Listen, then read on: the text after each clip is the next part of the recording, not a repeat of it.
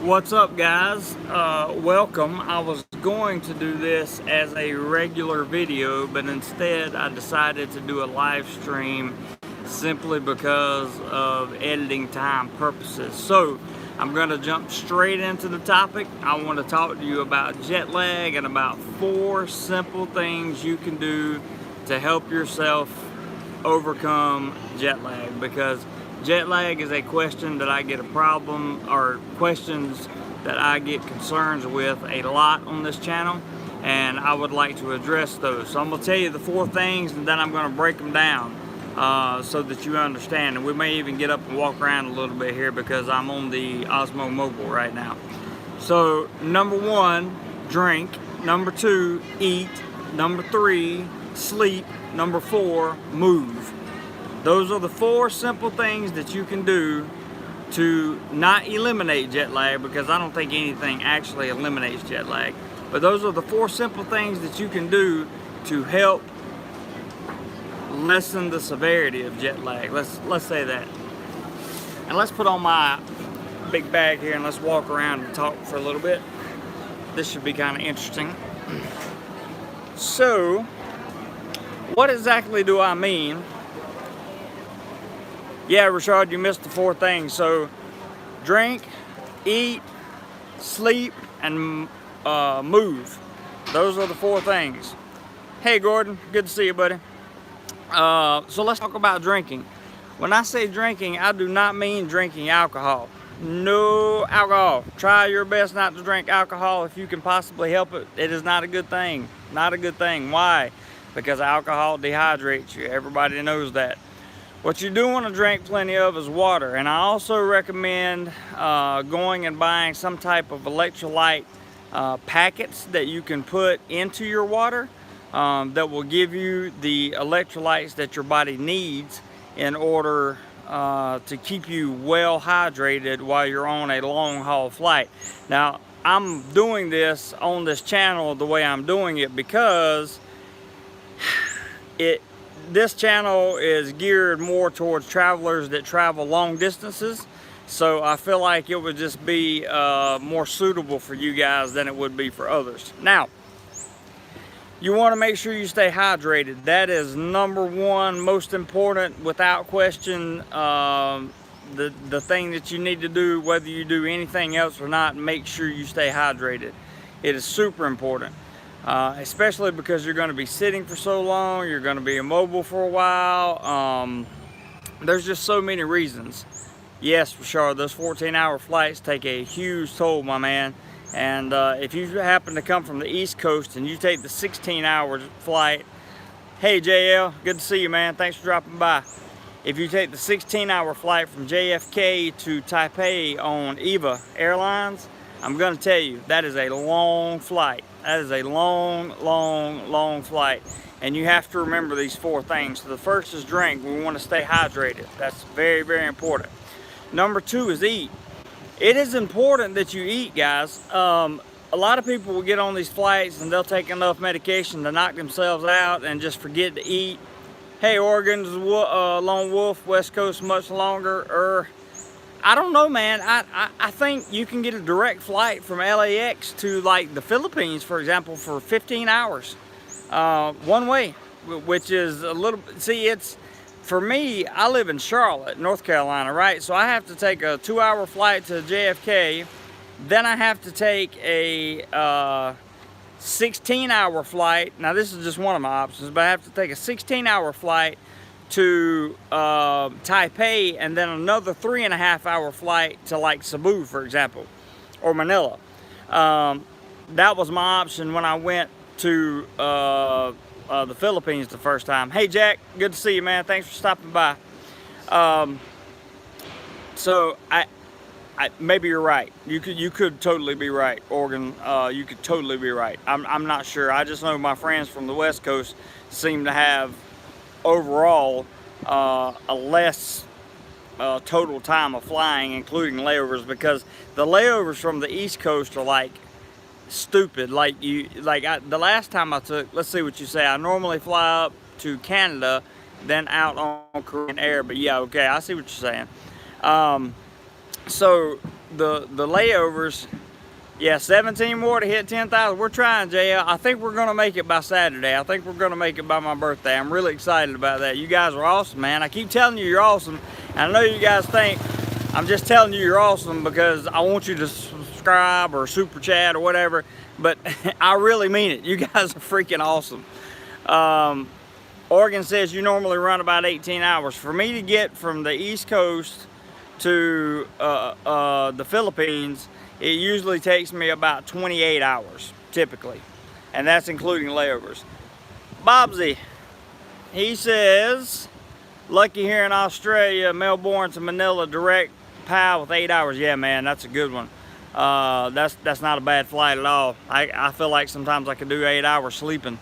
Craig, hey, how you doing, Craig? Good to see you, man. Hey, onward, son, 20 hours on flight in 2 weeks. Yuck. Ooh, 20 hours is rough, man. 20 hours is rough.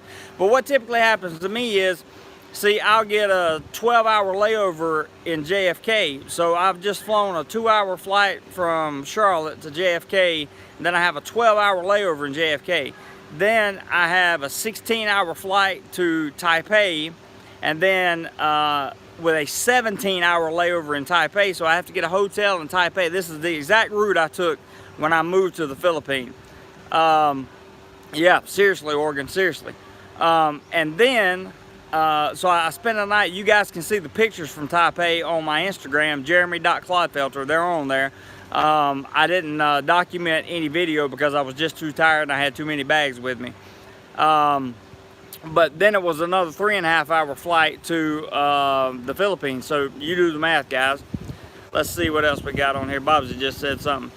Bobsy said it's good because I am not even tired when I get there. Yeah, I'm sure you're not, man. An 8-hour flight is a long flight. Don't get me wrong. But when you compare it to 16 hours, it's a huge difference. Plus, you're crossing time zones. You're crossing the date timeline. You watch the sun go up or go down twice. I can't remember which one it is. It's crazy. It's crazy. Richard says my door-to-door is 30 hours. Flights, transfer, and taxi. Wow. That is a long time. Nomad, hey, my friend. Just got your comment. And I want to tell you I appreciate your comment that you left on the last video. Very much appreciated. And just remember, man, I'm walking that fine line and I'm learning. Just bear with me, brother. But thank you for tuning in, definitely. JL says, when I travel to the Philippines, it takes about 24 hours coming from Dallas. That's about right. That sounds about right. Arcadia, hi, first time subscriber from sunny Ireland. Arcadia, welcome to the channel. Glad you're here. And let us know what we can do for you, man. Bob just says, now Melbourne to Europe, that's a different story. Yeah, I'm sure it is. Jack says, Raleigh to Bangkok is 22 hours, same as Vegas. That sounds about right as well. So, let's talk about eating on these flights. Eat the meals because your body needs the nutrition whether you want it or not. It's important to maintain a regular meal schedule, okay? It's important to maintain a regular sleep schedule. Even though your body, you know, when you may get to your country of destination and your body's going to be out of whack for a day or two, that's okay. Stay on your normal sleep schedule that you would normally sleep at home. If you've been awake for 14 hours, go to sleep. Stay on that sleep schedule until you get to the country you're going to, and you can recover from that once you get to the country you're going to. Sorry, I'm trying to keep up with the comments here. Bob just says, at the moment, Philippines is 3 hours behind us, and we have a day savings now. Yep. Brooklyn says, Jeremy, hello, brother. Coming in February for my 50th. Beers on me. You deserve Vlogger of the Year. Thanks, Brooklyn. I appreciate that so much, man. I really do. You're lucky. I'm a cheap date. I don't drink beer or any kind of alcohol. So you can buy me a Coke or iced tea, and we'll have a celebration, brother. Craig says, oh, yes, layover in LA is 14 hours on top of the 20. I understand. Hey, Steven. I just don't like when the people in front of you on the plane put their seat back in your lap. Let me talk about that for a second before I get to Bobsy's next comment. Pick an emergency exit seat. You won't have a window, but you will have plenty of leg room, and you will be surprised at the amount of comfort that you will have with that extra leg room just because you're sitting in that seat. The only disadvantage to sitting in that seat is you have to put everything in the overhead compartment before you take off. Now, once the plane is at cruising altitude, you can get your bag and put it under your seat, or put it at your feet or whatever. But you have to put everything. In your overhead compartment before you actually take off. That's one of the only disadvantages that I'm aware of. Now let's see. Bobsy says, most important, keep yourself hydrated. Yeah, that's the first thing we talked about, Bobsy, is hydration and electrolytes. Carry some electrolyte packets with you. It's always a good idea, guys. You can never stay too hydrated. You just don't want to get too much sodium in there. That's the key. Nomad Patriot says, I have been subbed before you had drama, if you know what I mean. Yes, sir. Yes, sir. I know exactly what you mean. And we keep all that off this channel. So, but I understand completely what you're saying, Nomad. Completely. And I appreciate you being subscribed, and I appreciate your comment as well this morning. Like I said, guys like you are people that help me learn, and that's what I need. Mark, good morning, sir. Don't envy U.S. travelers. Perth, Australia to Bangkok is only 6 hours, 50 minutes. Yeah. I envy you guys, the Perth, Australia travelers, a little bit for sure. So, we've talked about eating and drinking. The third thing I wanted to talk about was sleep. It is important, as I said earlier, to stay on a sleep schedule. Stay on a normal, regular. If you are expected, if your body's tired, go to sleep, is what I'm trying to tell you. You can recover from the jet lag and from the sleep deprivation when you get to where you're going. Don't try to do it on the airplane. When you're sleepy, go to sleep, right? Take a few meds if you need to, some Benadryl, Valium, whatever the case may be, whatever your doctor says is okay for you. Take something to help you sleep. It's very important. Nomad says, I will be in the fields in 48 days. Next will be Thailand. Good. If you're around the Bangkok, Pattaya area, get up with me, man. Parky, yeah, I'm flying from Vancouver, Canada. That's a total nightmare leaving. I bet so. I bet so. I bet it is. Because when you leave from the east coast of the United States, you fly around the North Pole. So it's complicated. It really is. It's a complicated flight. So we want to make sure that we sleep properly. Sleep as much as you can, but don't sleep the entire flight. It's important. Sleep will help with your body recovering from, believe it or not, guys, being at, you're in a pressurized cabin, okay, at 8,000 feet. That's what most commercial airlines pressurize their cabin to, is 8,000 feet. We're normally between, I don't know, 1,000 and 2,000 feet above sea level, roughly. So at 8,000 feet, your body's getting less oxygen and there's less pressure. It's just different on your body, and it takes its toll. It makes you tired. It makes you have less energy, whether you like it or not. It just does. So being at an 8,000 foot altitude for 16, 20 hours on these flights takes a toll on your body. That's why it's important to sleep and allow your body to recover. Stephen made a comment, says, Stephen agreed, but the little kid sitting behind you, banging your seat, and the parents are of no help. Experienced this twice on Emirates. That's when you have to get a flight attendant and hope and pray that, you know, they help out. That's really about your only option, to be totally honest with you there. Craig says, okay, I'm going to sleep now. See you soon. Okay, Craig, see you, buddy. Thanks for dropping by. Hey, Tom, Vancouver is closer to Bangkok than Los Angeles. Flights from LA pass over Vancouver on the way to Thailand. I believe that. That makes sense geographically. And the fourth thing, well, hang on, here's Brian. My last route was Phoenix to London to Bangkok. Brutal. Hotel room at Heathrow Airport. Right there in the concourse saved the day. I bet so. Hotels at the airport always save the day, man, for sure. Rashard says, I am preparing for my next long haul flight. It's like Rocky IV. I'm out chopping wood, drinking raw eggs. I hear you, buddy. It's good to prepare. Oregon says, I set up my sleep schedule 2 days before I head out. That's a great idea. Great idea. And also, getting yourself in physical shape like Richard's doing before you make the trip is also not a bad idea. In fact, it's quite healthy, to be honest with you. So the other thing we want to talk about on this journey is moving. And why is moving important?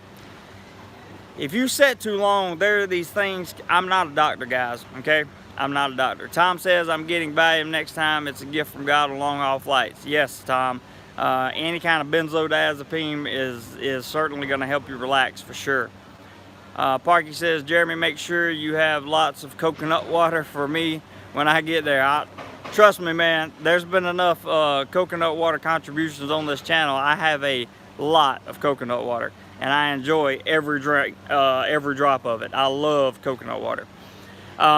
It's also not a bad idea if you can buy some coconut water in the terminal before you get on the plane. That would be excellent, because that would really help keep you hydrated. You guys know coconut water is like super massively full of electrolytes, right? Moving. I am not a doctor, but there are these things called pulmonary embolisms. You do not want to get a pulmonary embolism, okay? That is a bad thing. Basically, it's a blood clot, all right? And they can kill you. I mean, just to be honest with you, they can cause a lot of problems. Yes, Parky, I am the coconut king. I have heard of people getting extremely ill and even deaths on flights because they remain immobile for too long.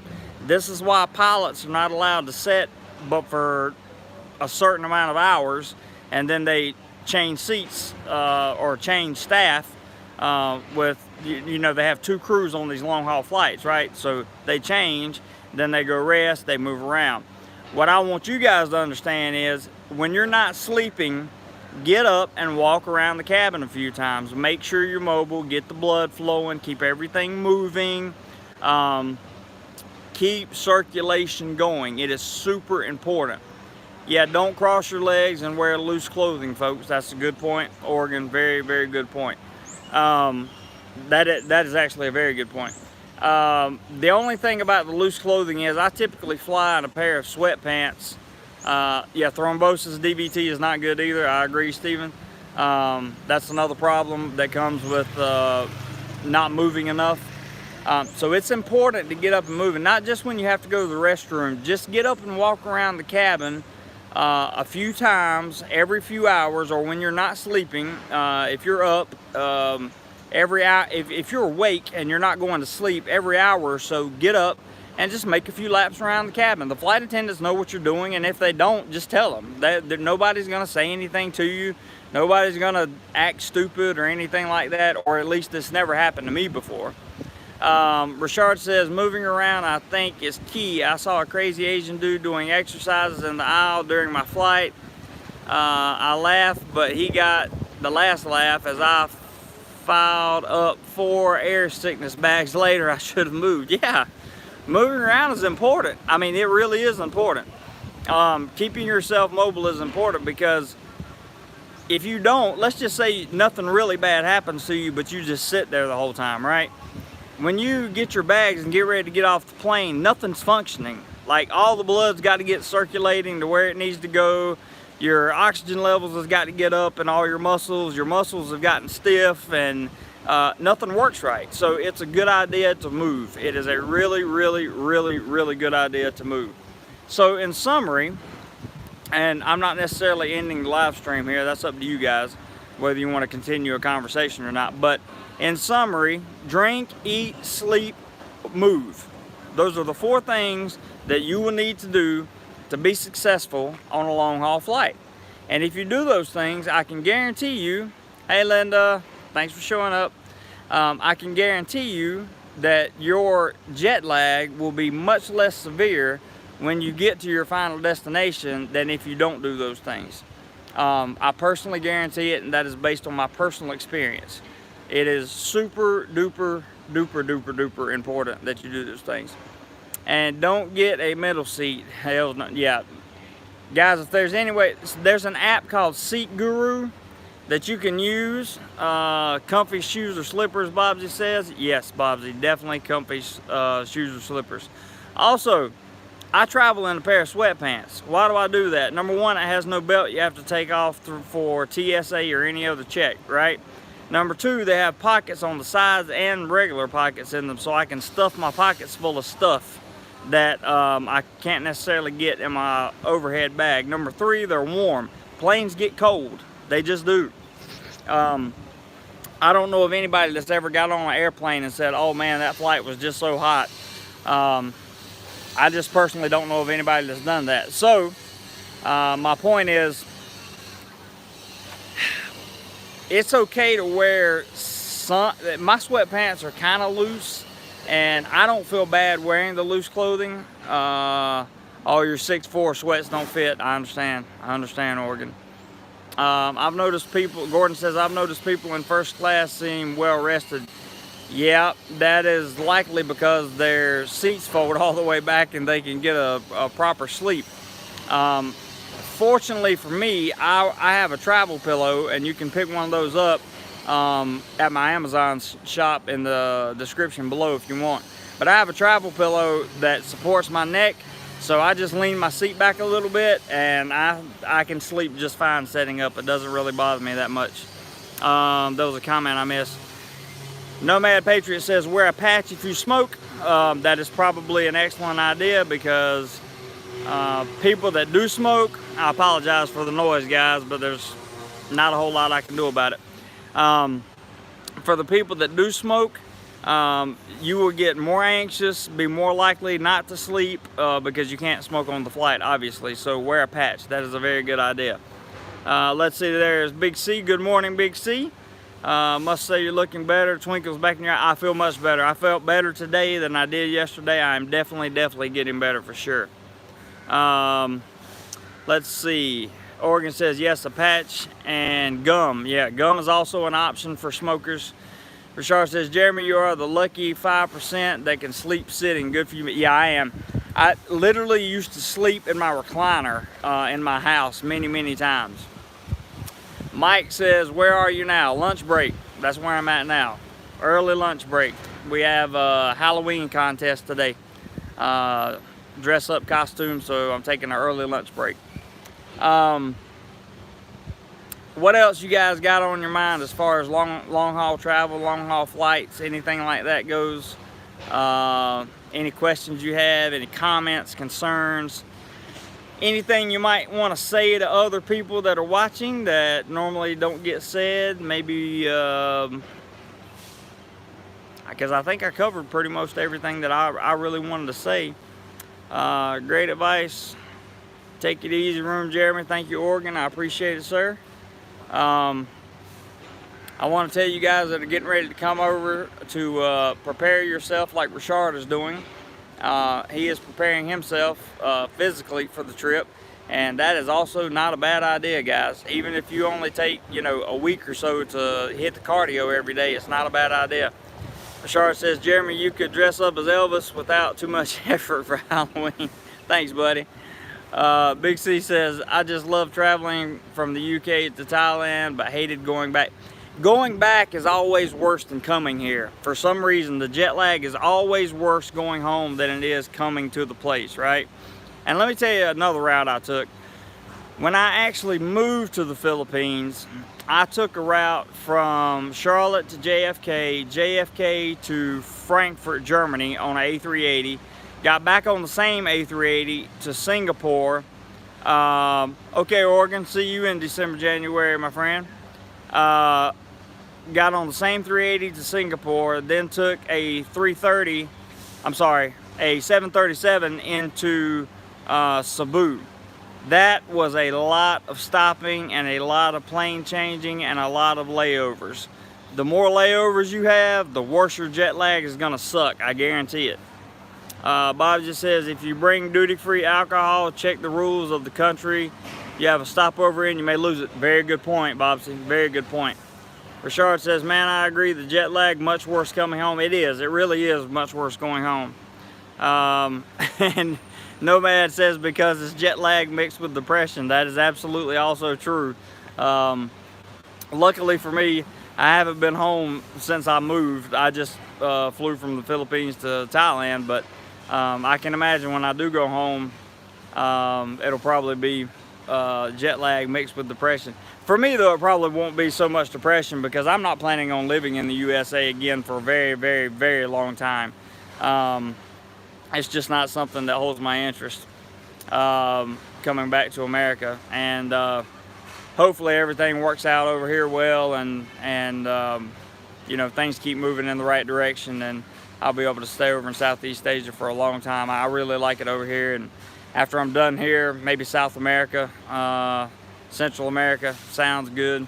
Mark says, essential travel kit tips, noise canceling headphones, definitely a great idea. Loaded, let me see what you got here. Loaded tablet, iPad, yep, definitely for whatever you need for entertainment. Neck cushion, definitely eye patch. Avoid alcohol, absolutely, and don't stress yourself with too much luggage, definitely. Pack as light as you can, guys. That's a very good point, Mark. Pack as light as you can, for sure. Mike says, my technique is to be the last to get on the plane, then you can see vacant a seat and a change. I had a row to myself sometimes. I'll talk about that in just a second. Big C says you sport some cool glasses. I try, man, I really do. So the only thing about being the last person to get on the plane is the overhead storage compartment. You may have trouble fitting your bags in the overhead storage compartment where you're sitting. You may have to put them somewhere else, and then when the flight's over, you may have to wait for the entire plane to clear out in order to get your bags. That's the only problem with your theory there, but it does hold water. It is a theory. Nomad says, when travel, always use and bring your own condoms and massage oils. We'll take your word for it, Nomad. Jeremy, you got 10,000 of us pulling for you. Stay there. You're not missing me anything back in America. I'm sure I'm not, man, and I'm very happy to have the 10,000 pulling for me. Gordon says, pray you don't get a middle seat. I completely agree. Middle seats are hell. Bob just says, pack as light as you can. Please, somebody tell my wife that. Nomad says, don't eat gassy foods 3 days before the flight. That's a good idea. That's a really good idea. I think we just talked about it on the live stream not long ago about not eating beans and other things. Mike says, also I advise wearing a Depends on long flights. Sometimes the toilets don't work. I've never heard of that before, but that's certainly an idea. That's certainly something that you could do. I guess it's possible. I'm not sure how I would feel about wearing a Depends, but if that's something that you can do comfortably, then by all means, go for it, guys. No reason not to, right? Alright guys, so if you enjoy the content on this channel, let me know. Hit the like button. Still looking for 10,000 subscribers, so if this video provides any value to you or anybody you know, share the video with somebody. Maybe they'll subscribe. Who knows? Stay safe. Thank you, Nomad. You too, sir. And for everybody that dropped by today, I just want to say thank you. And for everyone who has contributed to the channel, either monetarily or just by dropping by, dropping a good comment, viewing the content itself, I want to say thank you very, very much to you guys. I look forward to meeting some of you, and I look forward to continuing this channel's growth. I'm very excited. Parky says, I'm on my way, Jeremy. We'll be in Bangkok Sunday. See you soon. Sounds good. Hey, Jim. Thanks again for another informative video or live stream. That's it. You're welcome, Jim. Very welcome. Have a great day as also, Big C. Thanks to you for dropping by and stopping in. If nobody has anything else, Still Life. Yo, finally caught you live. Yep, it's hard to do, but sometimes it happens. I've been trying to do these live streams at different hours of the days to try to get some of my people around the world that don't necessarily always fit into the 7:30 nighttime live stream thing. So with that being said, yeah, go back and catch the replay, Strill. That being said, that's it for today, guys, and just want to tell you that I appreciate you, love you guys. If there's anything I can do, let me know, and we'll see you on the next video. Take care.